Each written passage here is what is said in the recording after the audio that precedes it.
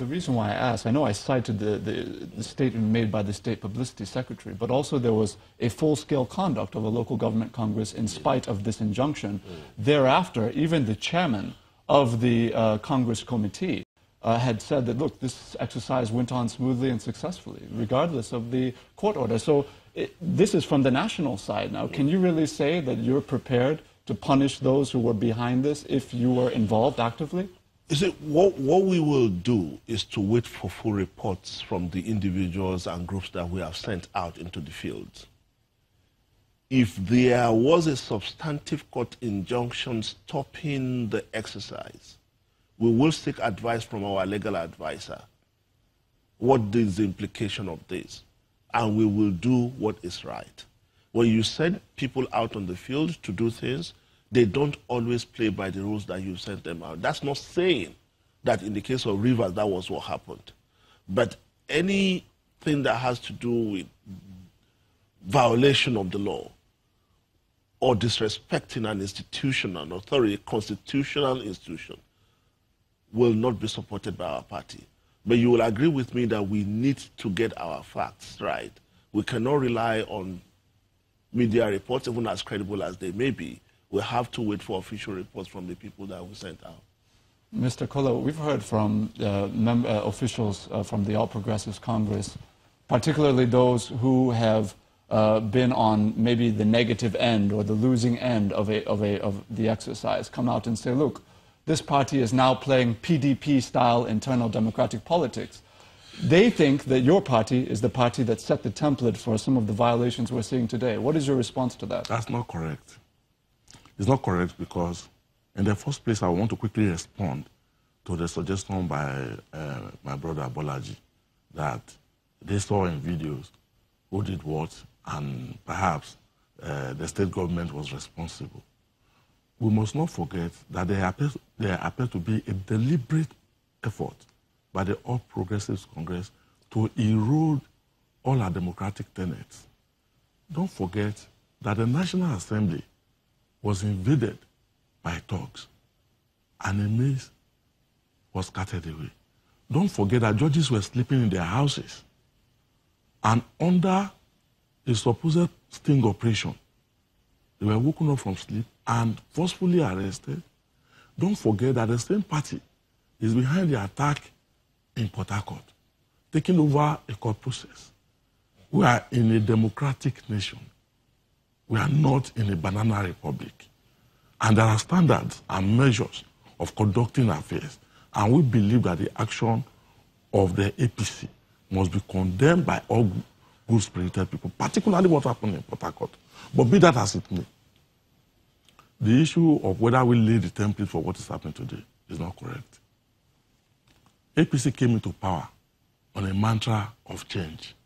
That is saying that everything that PDP was doing wrongly before, we have come to do it rightly. But they have done it worse.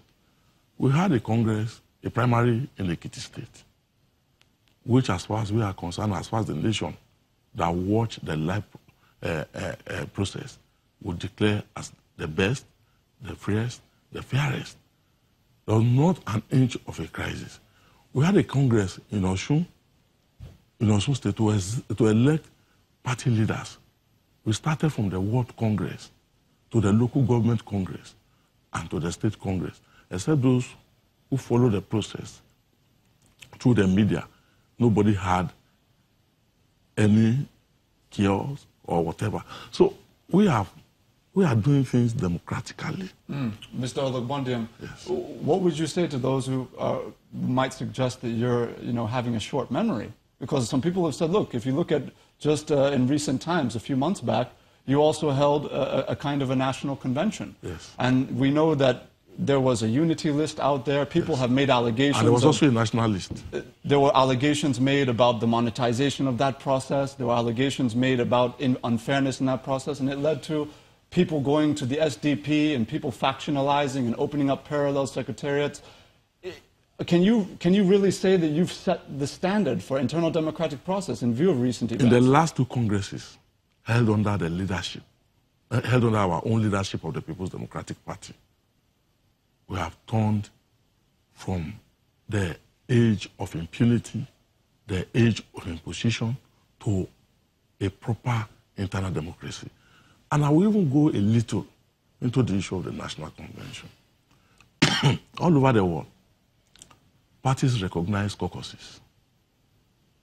And one of the essence of congresses or conferences is to allow party members to sit together in a convivial environment to resolve whatever conflict might arise.